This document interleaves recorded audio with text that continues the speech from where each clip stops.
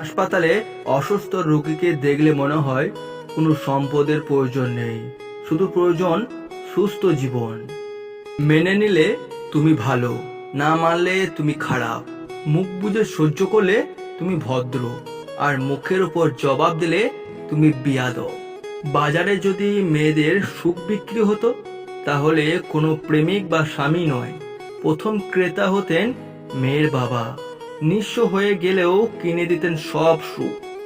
সবাইকে আপন করে ভাবা অভ্যেস আমার ছিল, কিন্তু সেই মানুষগুলোই আমাকে শিখিয়ে দিয়েছে সবাই আসলে আপন হয় না। আত্মসম্মানে আঘাত লাগলে সরল মানুষটাও একসময় ঘুরে দাঁড়াতে শিখে যায়। মনে রাখবে, মানুষকে ঠকানো খুব সহজ, কিন্তু ঠকিয়ে যা পাবেন তা হজম করা কিন্তু খুবই কঠিন। উচিত কথা বললে যারা কষ্ট পায়, তারা আসলে কষ্ট পায় না, ধরা খেয়ে যায়। সুবিধাবাদীদের মিষ্টি কথায় গলে যেও না, কারণ ওদের হাসির পেছনে থাকে অনেক বড় হিসাবের খাতা। সুবিধাবাদীরা কখনো শত্রু হয় না, তারা বন্ধু সেজেই সর্বনাশ করে। আঘাত যখন কাছের মানুষ দেয়, তখন কষ্টটা দেহে না, আত্মায় লাগে। সঠিক পথে থাকা কঠিন, তবে একটা কথা মনে রাখো, সঠিক পথে যাত্রা ধীর হলেও গন্তব্য সবচেয়ে সুন্দর। প্রত্যেকটা শখের একটা মেয়াদ থাকে, সময় থাকতে শখ পূর্ণ না হলে পরে আর সেই শখ আনন্দ দেয় না। ভবিষ্যৎ নিয়ে কতই না চিন্তা আমাদের, অথচ মৃত্যুই আমাদের ভবিষ্যৎ। বাবার ওপর মেজাজ দেখাবেন না। মনে রাখবেন, সূর্য ডুবে গেলে যেমন পৃথিবী অন্ধকার হয়ে যায়, তেমনি বাবা চলে গেলে দুনিয়া অন্ধকার।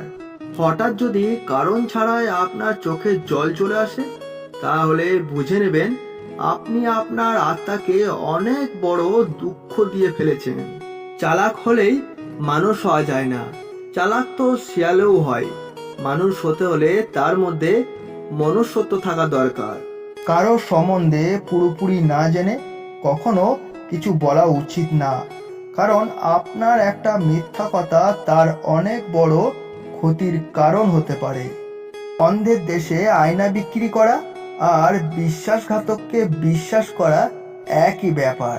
কেউ ব্যস্ত নয়, তোমাকে যার যতটা প্রয়োজন সে তোমাকে ততটাই গুরুত্ব দিবে।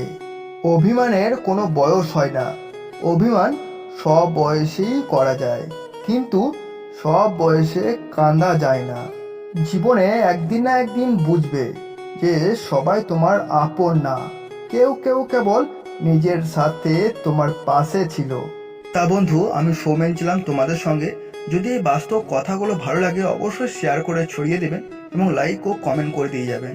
এবং যারা নতুন দেখছেন তারা অবশ্যই চ্যানেলটিকে সাবস্ক্রাইব করে দিয়ে যাবেন। খুব ভালো থাকবেন ও সবাইকে ভালো রাখবেন।